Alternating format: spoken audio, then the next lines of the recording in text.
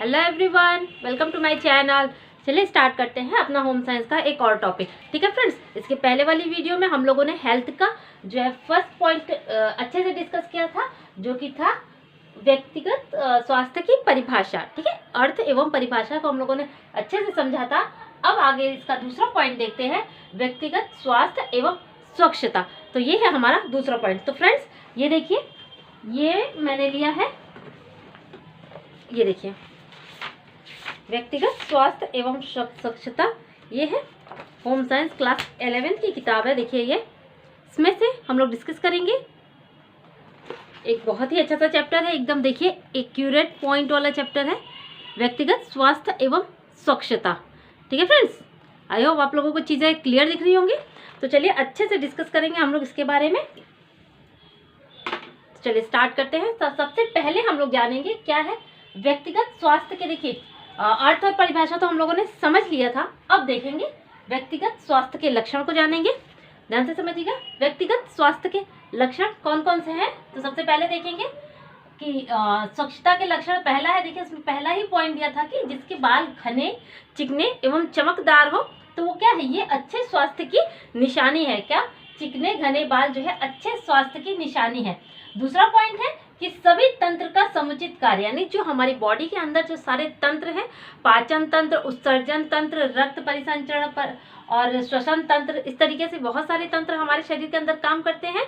तो ये सभी तंत्र अगर समुचित रूप से क्या कार्य कर रहे हैं, तो ये किसके लक्षण है, तो यह स्वास्थ्य के लक्षण है, स्वस्थ होने का लक्षण है। नेक्स्ट पॉइंट है हमारा तापक्रम। ठीक है, जो तापक्रम होता है हमारे बॉडी का, जो तापक्रम होता है, सामान्य तापक्रम कितना होता है तो बताइए। तो देखिए सामान्य तापक्रम होता है हमारे बॉडी का 98.4 डिग्री फ़ारेनहाइट जो होता है हमारे शरीर का तापक्रम, सामान्य तापक्रम होता है।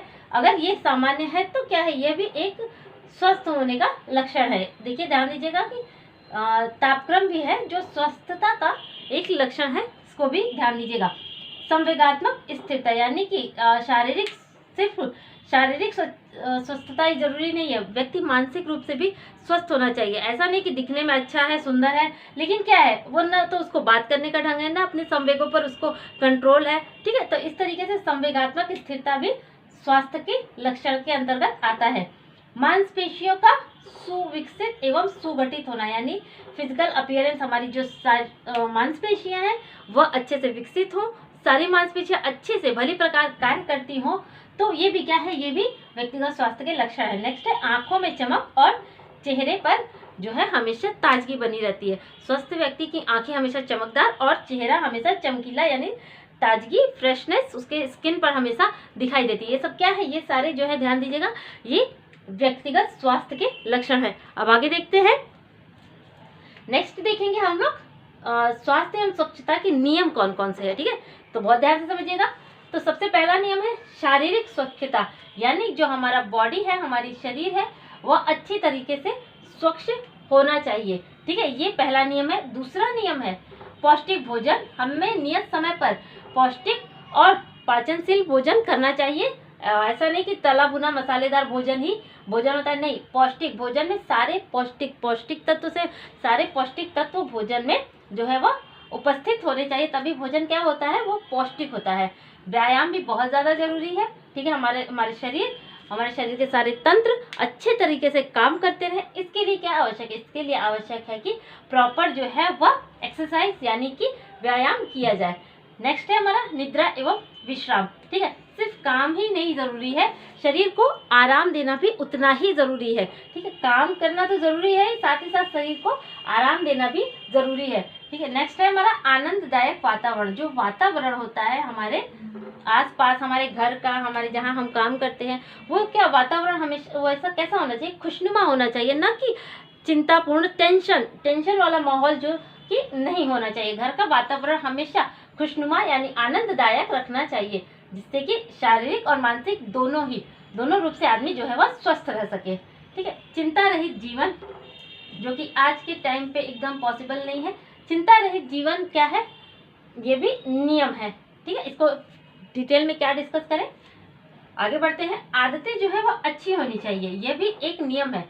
अच्छी आदतें स्वच्छता की नियम है, यानी कि अच्छे तरीके से हाथ मुंह धोना, अपने शरीर को स्वच्छ रखना, घर में गंदगी ना करना, ठीक है। तो इस तरीके से क्या है, अपनी आदतें अच्छी करिए, अपने बच्चों की आदतों को अच्छे करिए। तो इस तरीके से अच्छी आदतें अगर रहेंगी तो जो है स्वच्छता हमारे आसपास उपस्थित रहेंगी। नेक्स्ट हमारा मादक पदार्थों के सेवन से जो है वो बचना चाहिए। ये भी क्या है, ये भी स्वास्थ्य के नियम के अंतर्गत आता है। ध्यान दीजिएगा, स्वास्थ्य के नियम के अंतर्गत क्या क्या चीजें आती हैं, ठीक है।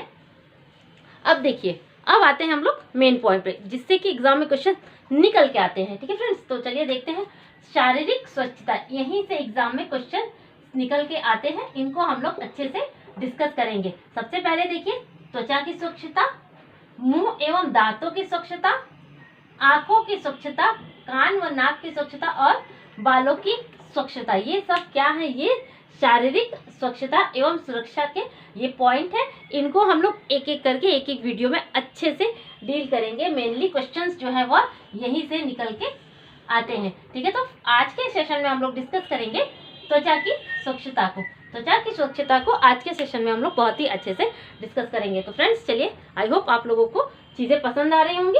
ये इंट्रोडक्शन इतना देना ज़रूरी था, जिससे कि आप लोगों को जब आगे पढ़े तो कॉन्सेप्ट और बेस आप लोगों का एकदम क्लियर और स्ट्रॉन्ग हो, जिससे कि आगे के पॉइंट में आप लोगों को कोई भी दिक्कत, कोई भी प्रॉब्लम ना आए, ठीक है। तो चलिए आज हम लोग डिस्कस करेंगे त्वचा की स्वच्छता पर।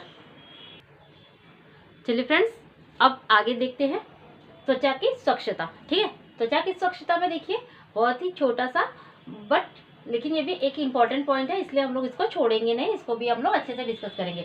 तो देखिए, त्वचा अपशिष्ट पदार्थों का निष्कासन करती है। सही बात है, जो हमारे उत्सर्जी तंत्र है, बहुत सारे उत्सर्जन तंत्र है, तो उसमें से एक त्वचा भी है। त्वचा भी क्या है, त्वचा भी एक उत्सर्जित तंत्र है, जो कि हमारी बॉडी के अपशिष्ट पदार्थ यानी वेस्ट मटेरियल को जो है वो निकालती है।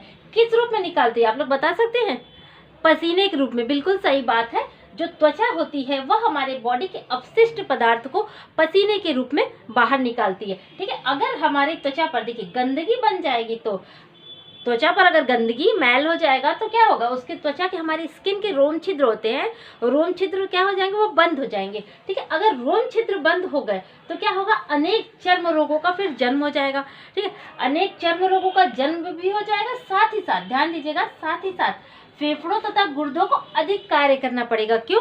क्योंकि जो अपशिष्ट पदार्थ हमारी त्वचा से बाहर निकलते हैं, लेकिन अगर वह नहीं निकल पाते हैं, ध्यान दीजिएगा, अगर वह नहीं निकल पा रहे हैं तो इसके लिए क्या करना पड़ेगा, फेफड़े तथा गुर्दों को अतिरिक्त कार्य करना पड़ेगा, जिससे कि वो अपशिष्ट पदार्थ बाहर निकल जाए। अगर अपशिष्ट पदार्थ हमारी बॉडी से बाहर नहीं निकलते हैं तो क्या अनेक तरीके के रोग जो है वह हमारी बॉडी में जन्म लेने लगते हैं। इसीलिए त्वचा की सुरक्षा बेहद ज़्यादा ज़रूरी है। नेक्स्ट पॉइंट पे आते हैं, शरीर पर मैल जमने के कारण। देखिए कौन कौन से रोग होते हैं जो शरीर पर मैल जमने के कारण होते हैं। पहला देखिए दाद है, खाज, खुजली, ठीक है। इस तरीके की जो है स्किन की जो प्रॉब्लम है वह दिखने लगती है। किसके कारण? शरीर पर मैल और गंदगी जमने के कारण।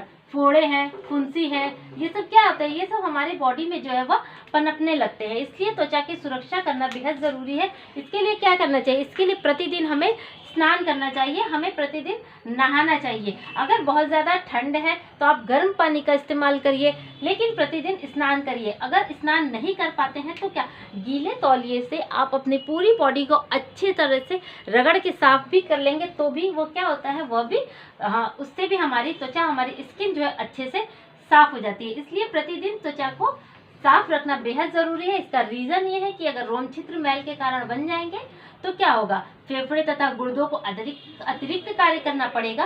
अनेक तरह के चर्म रोग जैसे कि दाद, खाज, खुजली, ये सब हमें हमारे स्किन पर होने लगते हैं। आगे देखते हैं, शरीर की मालिश करने से क्या होगा। शरीर की मालिश भी कभी कभार हम लोगों को अपने बॉडी की, हमारे हाथ पैरों की मालिश कर लेनी चाहिए। इससे क्या होता है, इससे देखिए जो ब्लड सर्कुलेशन यानी जो रक्त संचार है वह बढ़ जाता है। रक्त संचार बढ़ने के परिणाम स्वरूप देखिए क्या होता है, त्वचा में निखार आता है। ध्यान दीजिएगा, अगर रक्त संचार बढ़ेगा, मालिश करेंगे, हमारा रक्त संचार जो है वो बढ़ेगा और फिर इससे क्या होगा, हमारा स्किन जो है और भी ज़्यादा जो है ब्राइट हो जाएगा और भी हमारी त्वचा में निखार आ जाएगी। तो फ्रेंड्स, आई होप ये छोटी सी वीडियो आप लोगों को अच्छी लगी होगी, बट ये एग्ज़ाम के पॉइंट ऑफ व्यू से बहुत ही ज़्यादा इंपॉर्टेंट है, तो इसलिए इसको ध्यान से पढ़िएगा, इसको इग्नोर मत करिएगा। तो मिलते हैं फिर नेक्स्ट वीडियो में। वीडियो को ज़्यादा से ज़्यादा लाइक करिए, शेयर करिए, और पसंद आए तो चैनल को सब्सक्राइब करना बिल्कुल मत भूलिएगा। हेल्थ से रिलेटेड ऐसे ही धीरे धीरे करके हम लोग सारे पॉइंट को जो है वो कंप्लीट करेंगे। तो चलिए मिलते हैं फिर कल नेक्स्ट वीडियो में, तब तक के लिए थैंक यू।